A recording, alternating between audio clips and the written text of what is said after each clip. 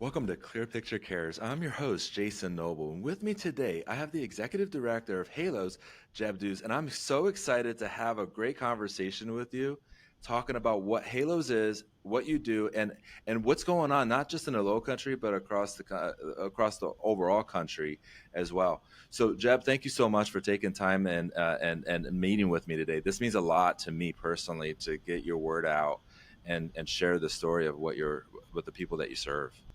Yeah, thanks, Jason. We really appreciate being here. This is National Kinship Month, and so it's perfect time to talk about what we do at Halos and to talk about kinship families in general. So, what is the driving purpose of Halos?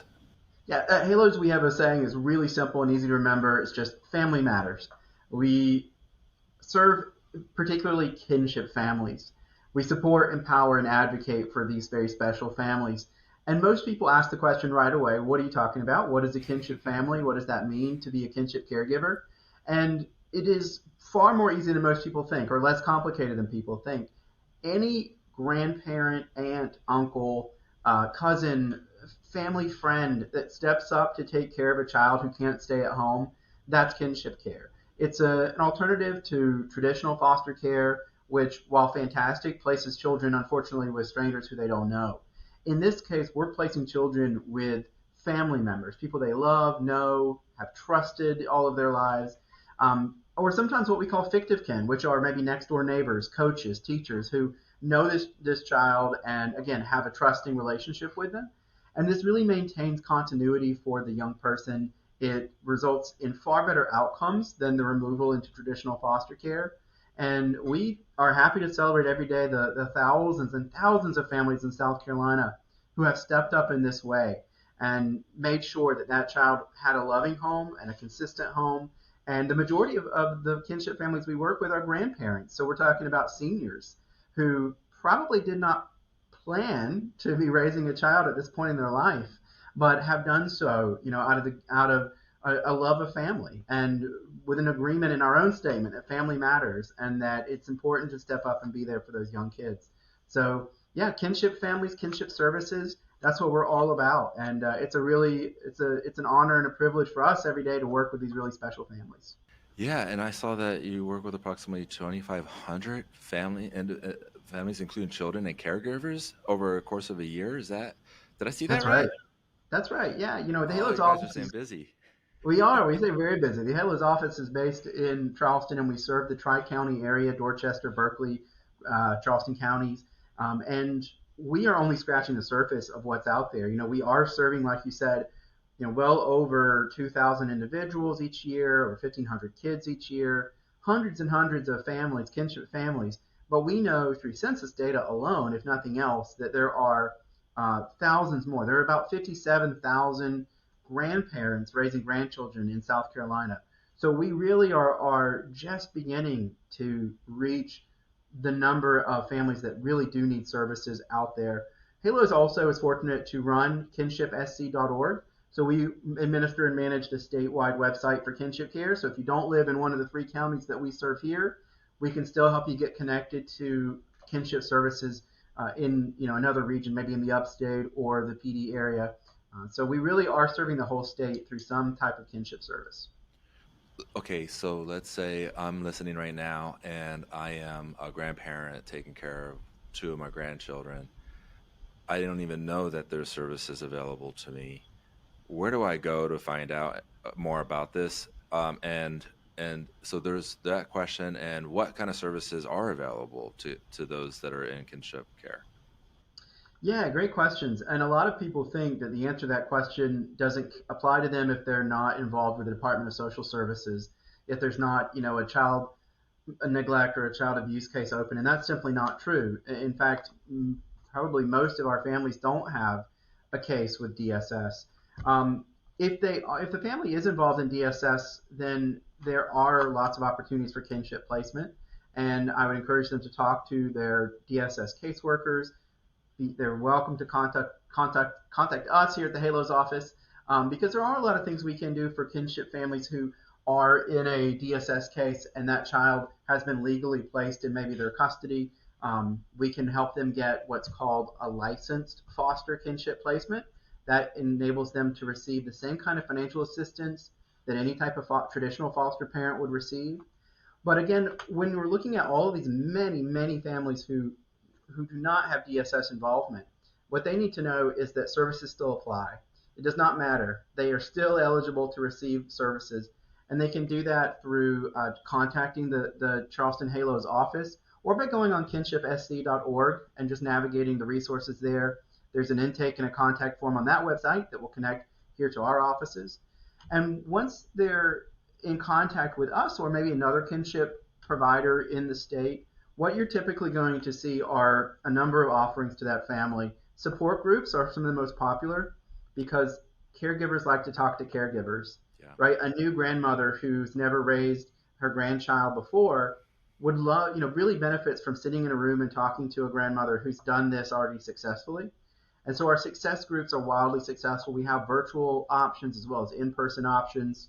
But really, when we get to the core of our work, it's navigation services. So kinship navigation looks like case management in a way. It looks like really understanding the needs of that family and then matching that family to those resources in the community to help them meet their goals. We really dig into that and try to figure out where the greatest needs are. And then our family advocates and our success coach and the rest of our staff really wrap around that family and make sure that they are supported in the ways that are important for them to meet those goals, right? If they need back to school supplies, if they need holiday gifts, they need a crib, a bassinet, diapers, clothing, we'll meet the basic needs. If they need legal representation to talk about custody or placement, which can be very tricky in kinship care, we can help them with that, right? Healthcare resources, education resources, really the list goes on in terms of what we can do. But at the heart of it, it's about sitting down with them and making sure they know that they're supported and helping them reach goals to be successful and to keep that child in a safe and loving environment. You know, I'm really resonating with what you're sharing with us, and I so appreciate the work that you and Halos are doing. You know, when I see it in my industry as a financial advisor and planner, is around estate planning, where I'm having my clients come up with who's going to be the guardian of your children or child in the event that you have a premature passing, and what does that look like? And it is staggering to see how many are looking at their parents coming into play instead of a sibling. Not to say that this is a growing trend, it's just something that I have been noticing more and more within my own practice working with clients. Is that something that you're seeing um, where it's more going to parents instead of siblings as far as the kinship care, or are you seeing a different trend that maybe I don't have access to seeing? Right? What does it look like from your Yeah, perspective? I mean, really, honestly, all of the above, and that's what we if we've learned over time anything, it's that kinship families really do come in all shapes and sizes, Yeah. and we have seen it all. We have seen siblings take in children because of an unfortunate death in the family. We've seen aunts and uncles take in children. I myself am a caregiver, which is partly how I got involved in this work. And when my sister encountered challenges in life and wasn't able to care for my nephew, right, that's when I stepped up and said, let's do everything we can to avoid a foster care situation. Let me be part of the solution. Let me be part, right? A family can create solutions for itself. And so in that case, my nephew was able to uh, live with me, was able to reunite with mom. It was a very different process than perhaps a grandfather, which we've just been working with recently, who now has his grandchild in his home because of allegations of right drug use in the home. That child can't stay safely in the home, but we have a beautiful and wonderful solution with granddad. But granddad's going to need some help, right, in order to do that. Granddad needs to be supported, needs to be empowered, needs to have an advocate. It is not easy to raise a child. I'm sure any parent knows that. That's nothing new. But when you are raising a relative child and you have not planned for that, and you are in a stage of your life, right, that most people are not when they're raising children, you're in a really different ballgame. And so we make that's where we really come in, right, with that support, that empowerment, and that reminder that they've got a cheerleader in their corner. We have a whole team of really incredible family advocates and social workers who are there to not just listen, which is key and important, But again, to say, hey, do you need an educate? Like, do we need to get you connected to some workshops? Do you need some parenting education? Do you need some access to therapy and counseling because teenagers are very hard to raise? Let's sit down and make sure we get some family therapy in place. So really, it is what we do every day looks different depending on what that family looks like. Yeah, well, I'm grateful that you brought up the therapy because I would imagine there is something that's definitely happening with the parents into where these children have to go into kinship care. That could be a dramatic experience, not only for the children, but also for the new caregivers, because these are most likely people that they have some sort of relationship with that's a Mm-hmm. very tight relationship. And then they're dealing with they're facing legal issues and or the drug addiction issues to a premature passing. I think it's so important to have those therapy sessions but available, but then also having access to people who have already walked in their shoes, so to speak, and having those connections. So so like when someone gets involved with Halos, you're providing all those different lines of services to them. And it seems like you're tailor making what services they should be exploring based off of their particular needs. Yeah, that's exactly right. In fact, when we bring them into Halos, part of the process of them becoming kind of part of our family is it's an assessment called the Family Resource Scale. It's a pretty straightforward assessment, and it allows us to really sit with the caregiver and figure out where their strengths are and where their weaknesses are. Where they need supports, and we are all, and I think we all to some degree are aware of our success and failures kind of depend on our support networks. It depends on the people around us, and whether or not we have those champions and those supporters and the network of people to go to and ask questions and learn from. And we find that a lot of our caregivers don't have that access, and some do, right, because they come from all walks of life. But the majority of our caregivers do live below the federal poverty threshold. They are unfortunately in an environment sometimes where they don't have that network for all of the social and economic supports. So like you said, it's about tailoring a plan that figures out where their network needs to be boosted, right? Where their economic mobility might just not be uh, you know set up to thrive. They might really have some education goals. We actually just had a grandmother who went back to school and got an associate's degree because we identified like that was the thing keeping her from getting that job that she wanted so she could take care of her grandchild in the way that she wanted to. For others on that family resource scale, it might be about knowing how to deal with difficult behaviors or feeling supported when it comes to uh, navigating like school enrollment or other types of really sticky legal situations. So really, yeah, the needs can be so different, and us using an assessment-based approach helps us really figure that out, make a plan, and then work that plan with the family. Okay, you're preaching to the choir right now. It's exactly what we do when we build out a financial plan. I can't help anyone if I don't know anything about them, right? And what you're doing is you're getting to know them so that you could be able to develop a plan and put them in the best position for success. It sounds very familiar. Go figure. Hey, so I hear that you guys may be having like an event coming up, some oyster roast. Is that right? Did I hear that right? That is right. Yeah, it's a part of the Halos history that people love. It's an event that happens every year that is always a huge success, and people really enjoy it. Our oyster roast is going to be on February 25th of 2024 at the Harborside East in Mount Pleasant. Tickets will go on sale in early January because they do typically sell pretty fast. But we've expanded this year. We should have even more room.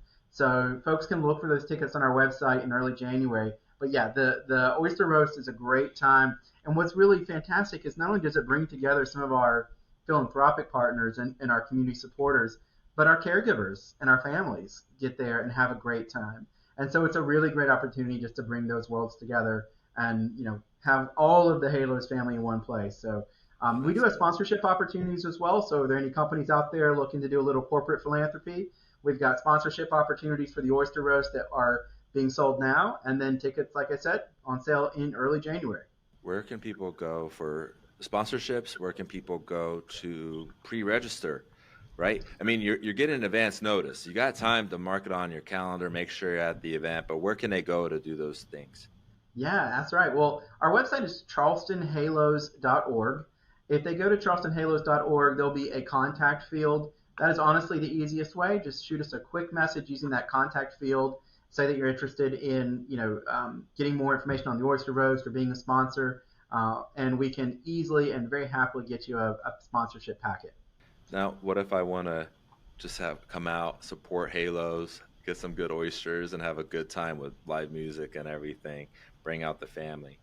Yeah, How do absolutely. Well, I would tell those folks by all means save the date, mark the calendar for the oyster roast, and then go again to our website and you can fill out a form to get our newsletter. I would say that's the best. It's usually at the very bottom of our website pages.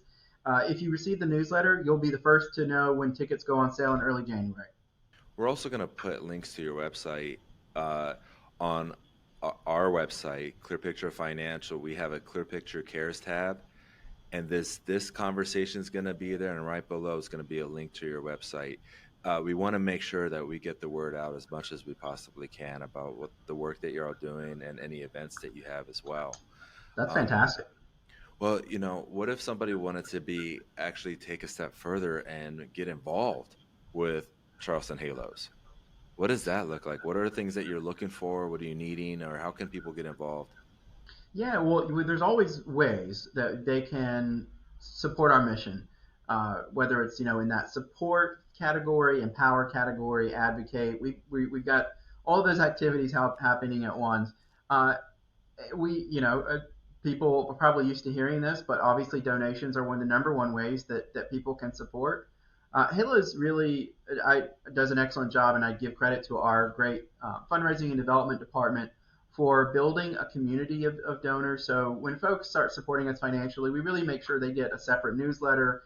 We really keep them up to date on the stories of our families because really those donors, particularly monthly donors, they become an integral part of how we do what we do. Hmm. Beyond that, what folks really help us out with in the community are our drives. So throughout the year, we'll do a number of drives to guarantee and ensure that our families go to school or go to the holidays or go to summer with the things that they need. Most of our volunteer opportunities are during those seasonal drives, and so folks can be on the lookout for those in our social media or our newsletter. We really often put the call out during those times of year. For example, we just for the summer we just sent um, well over 700 children to summer camp. Those are all children in kinship care, in kinship families, whose families may not be able to provide them with that kind of summer camp experience. And so we really depended on all of our donors to do that and all of our volunteers.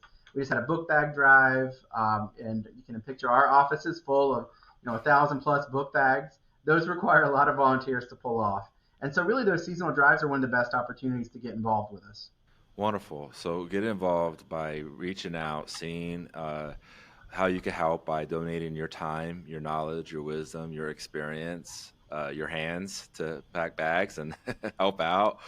To also finances go a long way. Halos is a 501(c)(3). So that means you could be looking at just cash donations, obviously, right?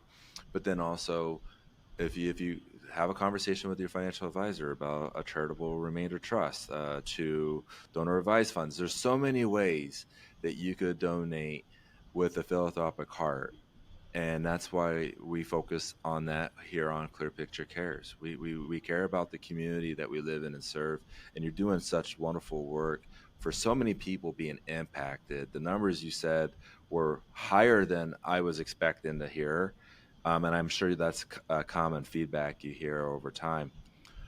I want to ask you this. It was my favorite questions that I love to ask in this podcast is if you could leave an impression with our listeners on the value of giving back to our community, what would that impression be?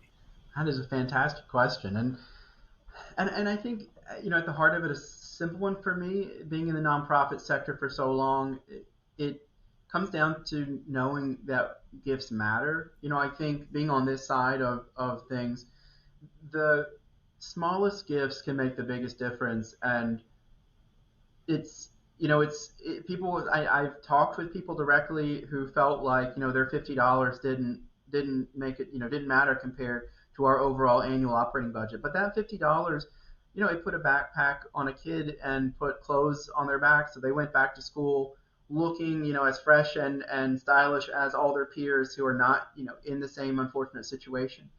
Those little gifts make huge differences. And consideration, I'm glad you mentioned other ways to give too. We had an estate gift that someone took the time to think about halos in their estate planning, made a gift that revolutionized the way that we were able to care for families, because it helped us create operational reserves and endowments that nonprofits really depend on. We depend on those types of things. And that was huge that someone had taken the time to think of us in that way and be intentional and put us into their estate plan. So yeah, my impression for folks that I would want to leave is just know that no matter how you give, it really matters. That's not cliche. It's not just a saying. It means the world to us. So a $10 gift, a $50 gift, an estate planning gift. All of it matters, and all of it's important to us. I just want to say again, thank you to not only you, Jed, but your organization on all the hard work that you're doing for those in our community. I love that you also shared other resources for those that are not in those three counties where they could go. I just you poured out a lot of love on this conversation today, and it definitely I felt it, and I know those that are listening are going to feel it as well. So that was Jed Dews, executive director at Halos here in Charleston. So excited that you came on. I'm your host, Jason Noble with Clear Picture Cares. Thank you so much for tuning in and listening. We'll be back next month. Thank you. Yeah, thank you.